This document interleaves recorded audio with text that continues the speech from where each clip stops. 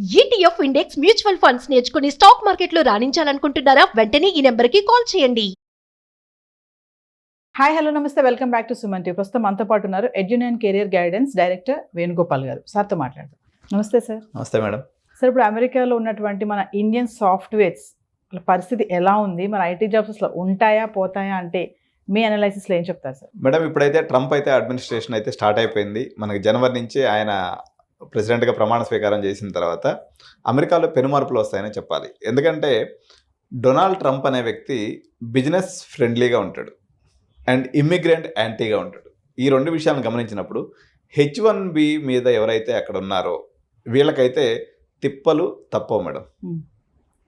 ఎందుకు అంటే ఇంతకుముందు ప్రీవియస్ అడ్మినిస్ట్రేషన్లో కూడా వాళ్ళందరినీ ముప్ప తిప్పలు పెట్టి 3 చెరువులు నీళ్లు తప్పించాడు ఆయన. ఆయన యొక్క కాన్సెప్ట్ ఏంటి అంటే ఇమిగ్రెంట్స్ వచ్చారా, మనకి ఇక్కడ ఇన్వెస్ట్ చేశారా, వెళ్ళిపోయారా అంటే బాగా టాలెంట్ ఉన్నటువంటి వాళ్ళని తప్పనిస్తే ఎవ్రీ 1 ఇయర్కి ఒకసారి ఇప్పుడు ఏమైపోద్ది అంటే మేడం, ఒక ఫ్యామిలీగా అక్కడ పోయి ఉంటారు, పిల్లల్ని చదివించుకుంటూ ఉంటారు అనమాట. అంటే ఇప్పుడు మన ఈ జనరేషన్, యంగ్ జనరేషన్ ఎవరైతే ఉన్నారో 25, 30, 35లో ఉన్నటువంటి వాళ్ళందరూ కూడా నిరంతరము ఈ వీసా యొక్క స్ట్రగుల్లోనే వాళ్ళ జీవనాన్ని నెక్స్ట్ 4 ఏళ్ల పాటు గడపాల్సిన పరిస్థితి అయితే ఉంది.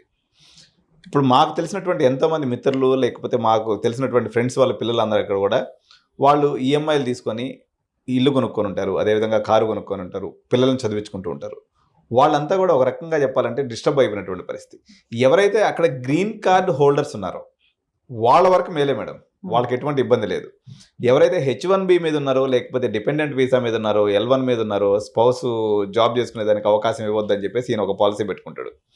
అట్లా తీసుకున్నప్పుడు ఈయన అడ్మినిస్ట్రేషన్లో మాత్రం అక్కడ ఉన్నటువంటి వాళ్ళందరికీ కూడా ఇబ్బందికరమైనటువంటి సిచ్యువేషనే. కానీ ఇప్పుడు మీరు అన్నారు కదా, అక్కడ సాఫ్ట్వేర్ ఉద్యోగాలు ఉంటాయా పోతాయా అనేది, ఇది ఒక్క ట్రంప్ మీద ఆధారపడి ఉండదు మేడం. ఎందుకంటే ఆర్టిఫిషియల్ ఇంటెలిజెన్స్ వల్ల లక్షలాది ఉద్యోగాలు ఒకవైపు పోతూ ఉన్నాయి. కానీ ట్రంప్ రావడం వల్ల ట్రంప్ ఏమంటున్నాడంటే ఇప్పుడు ఈయన కొన్ని విషయాలకు వ్యతిరేకంగా ఉంటాడు. ఫర్ ఎగ్జాంపుల్, ఇప్పుడు ఉదాహరణకి ఉక్రెయిన్కి బిలియన్స్ ఆఫ్ డాలర్స్ అమౌంట్ అనేది మన అమెరికా అనేది స్పెండ్ చేస్తూ ఉంది. అదేవిధంగా మన ఇజ్రాయెల్కి కూడా స్పెండ్ చేస్తూ ఉందన్నమాట. పర్యావరణ పరిరక్షణ కోసం కొన్ని వేల డాలర్స్, లక్షల డాలర్స్ వీళ్ళు స్పెండ్ చేస్తుంటారు అనమాట. ఇటువంటి ఫండ్ మొత్తాన్ని అమెరికా యొక్క మార్కెట్స్లోకి తీసుకొచ్చి అమెరికా వెల్ఫేర్ కోసం ఖర్చు పెట్టాలనేటువంటిది ట్రంప్ యొక్క ప్రధానమైనటువంటిది. దీనివల్ల ప్రాజెక్ట్స్ పెరిగి ఉద్యోగ అవకాశాలు పెరగతాయని చెప్పేసి ఒక సెక్షన్ ఆఫ్ పీపుల్ అయితే బలంగా చెప్తున్నారు. ఇప్పుడు సపోజ్ ఒక కంపెనీ ఉంది మేడం, వాళ్ళు H1B వీసాలో సపోజ్ ఒక 100 ఉన్నాయనుకుందాం ఫర్ ఎగ్జాంపుల్. ఈ 100 మెంబర్స్ ఉన్నటువంటి రిక్వైర్మెంట్ కాస్త తనకి 500 మెంబర్స్ రిక్వైర్మెంట్ ఉందనుకోండి, ఆబ్వియస్గా H1Bలు ఎక్కువ ఇష్యూ చేస్తారు. ఎందుకంటే వాళ్ళకి ఎప్పుడైతే ప్రాజెక్ట్స్ ఉంటాయో వీళ్ళకి H1B వీసాలు కూడా ఆటోమేటిక్గా ఇంప్రూవ్ అయ్యేది ఉంటుంది. కాకపోతే ఒకటే ఉంటుంది, టెక్నికల్ ఛాలెంజ్ ఏంటంటే వాళ్ళు చిన్న విషయాన్నైనా పెద్ద రిజెక్షన్స్ ఎక్కువ పడతాయి. H1B లాటరీ వేసినప్పుడు రిజెక్షన్స్ ఎక్కువ వస్తాయి అనమాట. 21%, 22% రిజెక్షన్స్ పడినప్పుడల్లా ఏంటంటే మళ్ళీ వాళ్ళు లాటరీ కోసం ప్రయత్నం చేయాల్సి ఉంటుంది. కొత్త టెక్నికల్ ప్రాసెస్ ఉంటుంది తప్ప ఓవరాల్గా అమెరికన్ ఎకానమీ మనకి పరుగులు తీసేటువంటి అవకాశం ఉంది.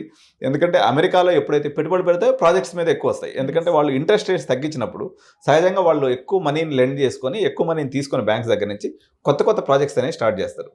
తద్వారా ఇప్పుడు ఉన్నటువంటి ఏదైతే ఫర్ ఎగ్జాంపుల్ ఇప్పుడు 100 జాబ్స్ ఏదైతే ఉన్నాయో అవి 200 జాబ్స్ వరకు పెరుగుతాయి అనేటువంటి అంచనాలు అయితే ఇప్పుడు ఉన్నాయి. దానివల్ల అమెరికన్ ఎకానమీ ఎప్పుడైతే బూస్ట్ అవుతుందో తద్వారా ఉపాధి అవకాశాలు, అదేవిధంగా సాఫ్ట్వేర్ ప్రాజెక్ట్స్ కూడా పెరుగుతాయి. ఎన్ని ఉన్నప్పటికి కూడా ఇంత ఎవరైతే ఉన్నారో 100% అందరూ సస్టైన్ అయ్యేటువంటి అవకాశం లేదు. ఇప్పుడు ఉన్నటువంటి దాని మీద డబల్ మెరుగుదలే ఉంటుంది తప్ప ట్రంప్ వల్ల టెక్నికల్గా ఇబ్బందులు, H1B వీసా విషయంలో ఇబ్బందులు, వాళ్ళకి డిపెండెంట్గా ఉండేటువంటి వాళ్ళ విషయంలో ఇబ్బందులు, ఇటువంటి టెక్నికల్ ఇబ్బందులు ఉంటాయి తప్ప ఓవరాల్గా ఉపాధి అయితే మాత్రం పెరుగుతుంది తప్ప తగ్గిపోయేటువంటి అవకాశం ఏం లేదు మేడం. ఆల్రెడీ AI వల్ల లే ఆఫ్స్ వస్తున్నాయని మనం వింటూనే ఉన్నాం సార్. ఇప్పుడు ట్రంప్ రావడము అంటే ఈ రెండు ఒకేసారి యాడ్ అవ్వడంతో ఏం ప్రాబ్లం లేదని అంటారా మీరు జాబ్స్కి? అంటే యాక్చువల్గా ఏమైందంటే మేడం, అమెరికా యొక్క స్పెండింగ్ అనేది ఏదైతే ఉంటుందో చాలా డైవర్సిఫైడ్ సెక్టార్లో ఉంటుంది అనమాట. ఈయన బిజినెస్ ఫ్రెండ్లీ కావడం వల్ల ఇప్పుడు అమెరికన్ కంపెనీస్కి ప్రాజెక్ట్స్ రూపంలో, ఫండ్స్ రూపంలో ఇబ్బంది లేకుండా చేస్తాడు. ఎందుకంటే ఇలాన్ మస్క్ ఎవరైతే ఉన్నాడో ఆయన్ని కూడా ట్రంప్ అడ్మినిస్ట్రేషన్లో తీసుకొని అమెరికాని ప్రపంచంలో కల్లా గ్రేట్గా చేయాలనే కాన్సెప్ట్తో అన్ని కంపెనీస్కి ఫండ్స్ ఫ్లో పెరుగుతుంది, అదేవిధంగా ప్రాజెక్ట్స్ కూడా పెరుగుతాయి. కాబట్టి తద్వారా ఉపాధి అవకాశాలు పెరుగుతాయి తప్ప నష్టం లేదు. కాకపోతే ఈ యొక్క ఇబ్బందులు అయితే, వీసా ఇబ్బందులు అయితే కానీ తప్పేటట్లేదు, అందరికి కూడా ఉంటాయి. సో ఇప్పుడు ఈ ట్రంప్ విన్నింగ్ అనేది మన ఇండియన్స్ పైన ఎలా ఉంటుంది, అసలు ఇంపాక్ట్ ఎలా ఉంటుంది అంటారు ఓవరాల్ గా చూసుకుంటే? ఇక్కడ 2 రకాలుగా చూడాలి మేడం. ఒకటి ఇండియన్స్ పైన ఉండేటువంటి ఎఫెక్ట్, రెండోది ఇండియా పైన ఉండేటువంటి ఎఫెక్ట్.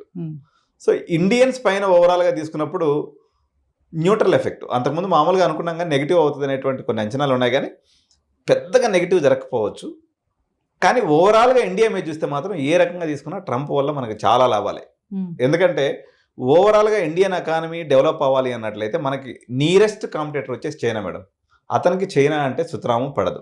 దీనివల్ల మనకు అనేక రకాలైనటువంటి విడిభాగాలు, ఓఈఎంస్ అంటారు అనమాట. ఓఈఎంస్ అంటే విడిభాగాల సప్లై ఏదైతే ఉందో దీనికి సంబంధించినటువంటి వేలాది ప్రాజెక్ట్స్ ఇండియాకి వచ్చేటువంటి అవకాశం ఉంది. దీనివల్ల మన ఇండియాలో పర్టికులర్గా మెకానికల్ చదువుకున్నటువంటి విద్యార్థులకి, లేకపోతే ఏరోస్పేస్లో చదువుకున్నటువంటి విద్యార్థులకి, ఏరోనాటికల్ చదువుకున్నటువంటి విద్యార్థులకి వీళ్ళందరికీ కూడా ఉపాధి అవకాశాలు వస్తాయి. కానీ వేరే సాఫ్ట్వేర్ పరంగా తీసుకున్నప్పుడు కొంత ఇబ్బంది. ఎందుకంటే ఈయన ట్యాక్స్ అనేది ఇంపోర్ట్స్ మీద విపరీతంగా పెంచుతానని అంటున్నాడు. ఈ ట్యాక్స్ ఇప్పుడు మనం తయారు చేసేటువంటి సాఫ్ట్వేర్లో దాదాపు 70% సాఫ్ట్వేర్ ఎక్స్పోర్ట్ టు అమెరికా అనమాట. ఎప్పుడైతే వాళ్ళు ట్యాక్స్లు పెంచుతారో ఆటోమేటిక్గా మన కంపెనీల యొక్క ఫినాన్షియల్ అనేది క్రంచ్ వస్తుంది వీళ్ళకి.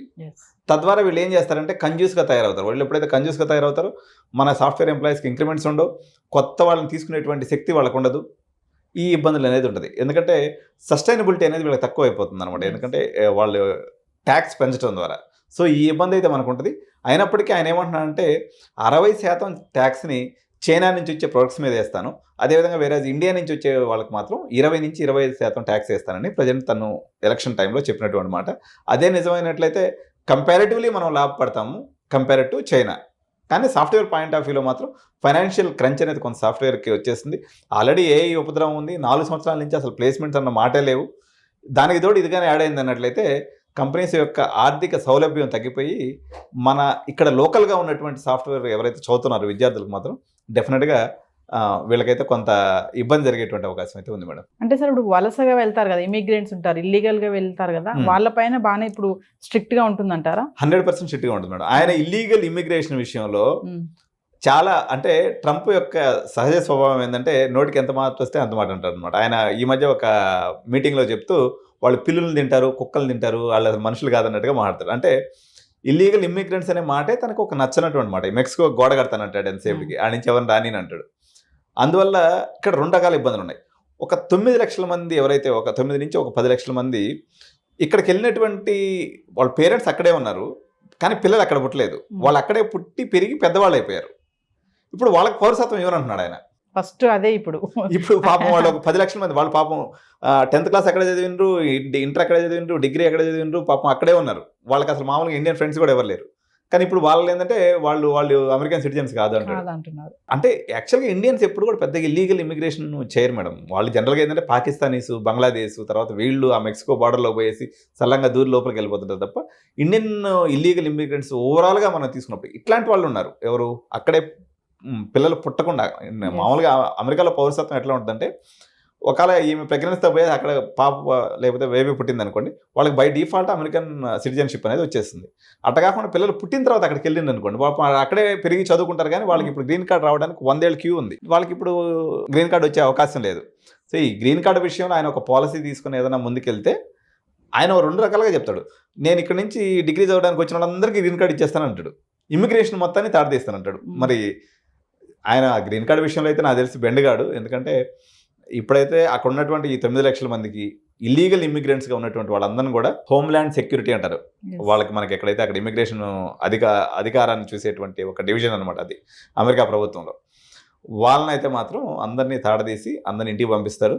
తర్వాత రెండో ఇబ్బంది, మనకు ప్రధానమైనటువంటి ఇబ్బంది ఎవరైతే పార్ట్ టైంలు చేసుకుంటారో, ఇల్లీగల్గా పార్ట్ టైం చేస్తూ ఉంటారు మన వాళ్ళందరూ, వీళ్ళందరికీ కూడా ఒక రకంగా ఇబ్బందే. వాళ్ళందరినీ కూడా కంట్రోల్ చేసేటువంటి పరిస్థితి ఉంది. Thank you. నమస్తే.